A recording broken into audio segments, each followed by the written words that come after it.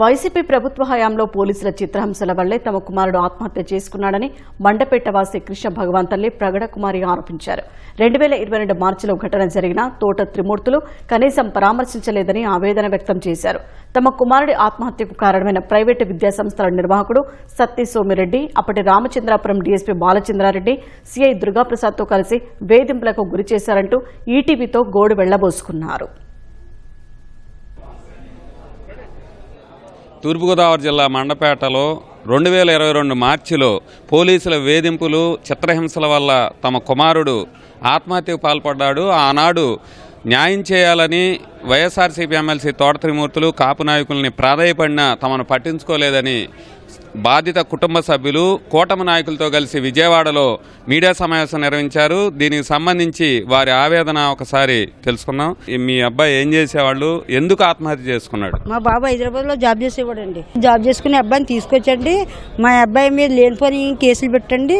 తోట తిరుమూర్తులు గారు సలహా మేరకు సత్తి సోమిరెడ్డి, కర్ర దుర్గాప్రసాద్ సీఏ గారండి, వీళ్ళిద్దరు ఏకమే మా బాబుని లేనిపోని కేసులు హైదరాబాద్ నుంచి తీసుకొచ్చి మా అబ్బాయిని స్టేషన్ తీసుకెళ్లేలా చేశారండి.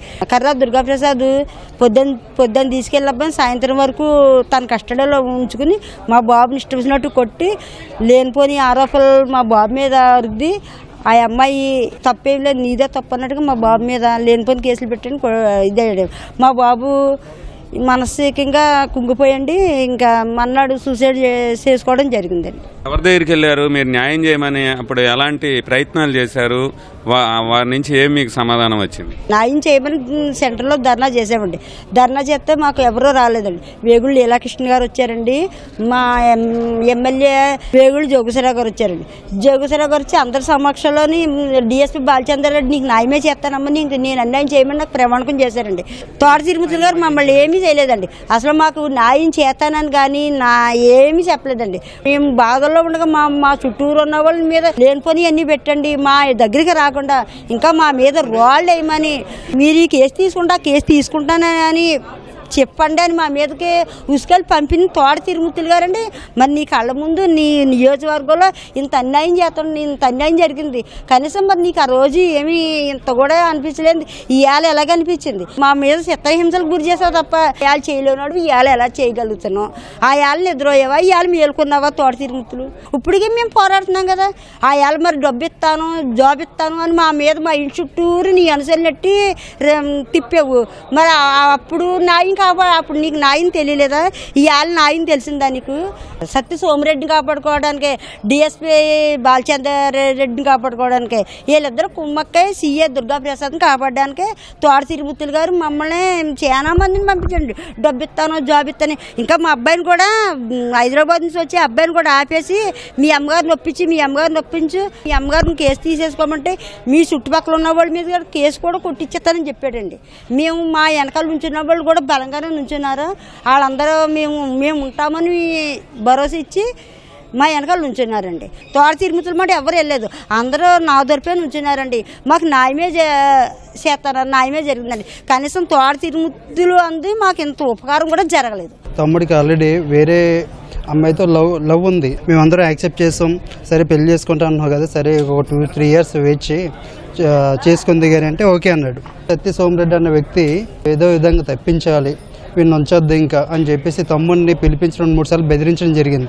అయినా సరే వాడు వినకపోవడంతో నాకు సీఏ తెలుసు, డీసీపీ తెలుసు, వీళ్ళందరూ నా చేతిలో ఉన్నారు, గవర్నమెంట్ మాది, నేను ఏం చేస్తానని చెప్పేసి వాడిని పిలిపించి పొద్దునుంచి ఈవినింగ్ వరకు స్టేషన్లో కూర్చోబెట్టి కొట్టించి మానసికంగా తిట్టి వాడిని చిత్రహింసలు గురి చేయడం వల్ల వాడు ఏంటంటే అవమానం తట్టుకోలేక సూసైడ్ చేసుకోవడం జరిగింది. అన్యాయం జరిగింది కదా, మన దగ్గర అన్ని ప్రూఫ్స్ ఉన్నాయి కదా, మన తప్పు లేదు ఇందులో, సత్తి సోమిరెడ్డి ఇదంతా చేయించాడు అని ధర్నా చేస్తుంటే వైఎస్ఆర్సీపీ గవర్నమెంట్ మీద ఒత్తిడి తీసుకొస్తుంటే కొన్ని 100 మంది ధర్నా చేశారు. ఆ టైంలో తోట తిరుమూర్తులు గారు ఆ టైంలో ఎప్పుడు కూడా మాకు కనిపించలేదు. వైఎస్ఆర్సీపీ గవర్నమెంట్లో ఉన్న కొంతమంది వ్యక్తులు వచ్చి మా దగ్గరికి మీకు డబ్బులు ఇస్తాం, కేసు వెనక్కి తీసుకోండి, సీఏ పేరు తీసేయండి, సత్తి సోమిరెడ్డిని తీసేయండి, మీకు లేదంటే గవర్నమెంట్లో జాబ్ ఇప్పిస్తామని చెప్పినా సరే మేము వినకపోవడంతో మేము కోర్టులో కేసు ఫైల్ చేసాం. అయినా సరే తోట తిరుమూర్తులు గారు అనుచరులు ఎవరైతే ఉన్నారో మాకు 2-3 months వరకు మాకు ఇబ్బందులు గురి చేశారు తప్ప మేము వచ్చి నేనున్నా, మీకు అండగా నేనుంటా, ఈ కేసు ముందుకు తీసుకెళ్తా అని ఎప్పుడు కూడా తోట తిరుమూర్తులు గారు హామీ అవ్వలేదు. అని 100 మంది ధర్నా చేస్తుంటే 50 మంది మీద కేసులు పెట్టి కోర్టు పంపించావు నువ్వు. ఈరోజు ఎక్కడో ఏదో చిన్న ఇన్సిడెంట్ జరిగినప్పుడు నువ్వు మీటింగ్లు పెడుతున్నావు, ప్రెస్ మీట్లు. మరి ఆ రోజు ఎందుకు పెట్టలేకపోయావు? సో వైఎస్ఆర్సీపీలో ఉన్న వ్యక్తుల్ని మీరు నమ్మొద్దని నేను కోరుకుంటాను. అలాగే పవన్ కళ్యాణ్ గారి మీద బురద జల్లడానికే చూస్తారు ఎప్పుడు చూసినా. ఆయన ఆ టైంలో కూడా శవరాజకీయాలు చేయొచ్చు, మా తమ్ముడిని అడ్డుపెట్టుకొని ఒత్తిడి తీసుకురావచ్చు. కానీ ఆయన ఏ టైంలో కూడా నేను మీకు అండగా ఉంటా, మీకు ఏది కావాలో ఆ న్యాయం మేము చేస్తాం అన్నాడు తప్ప ఎప్పుడు కూడా శవరాజకీయాలు చేయలేదు, కుల రాజకీయాలు చేయలేదు. పవన్ కళ్యాణ్ గారి మీద కుల బురద జల్లి వాయిని ఇమేజ్ని పాడు చేయొద్దని చెప్పేసి తోట తిరుమూర్తులు గారిని నేను కోరుకున్నా. మీరు ఎలాగో నాశనం అయిపోయారు, కులం లేకుండా ఒక జనరేషన్ ముందుకు తీసుకురావాలని చెప్పేసి ఆయన పోరాటం చేస్తుంటే మీరు ఇవన్నీ తీసుకొచ్చి ఆయన మీద రుద్దాలని చెప్పేసి మీరు ప్రయత్నం చేయడం అన్నది చాలా దుర్మార్గం. అండ్ ఇప్పుడు ఉన్న జనరేషన్ ఎవరు కూడా మీ మాటలు నమ్మట్లేదు, నమ్మకపోరు కూడా. మా బిడ్డ పోలీసులు చిత్రహింసల వల్ల ఆత్మహత్య చేసుకుంటే కాపు కులస్తుడైన తోట త్రిమూర్తులు ఆనాడు కనీసం తమకు మద్దతుగా నిలలేదు, అండగా నిలలేదు, భరోసా ఇవ్వలేదు. ఇవాళ కాపులు ఎలా గుర్తెచ్చారని మండపేటకు చెందిన బాధిత కుటుంబ సభ్యులు ప్రశ్నిస్తున్నారు. కెమెరామెన్ నరేష్తో సాయి కృష్ణ, ఈటీవీ న్యూస్.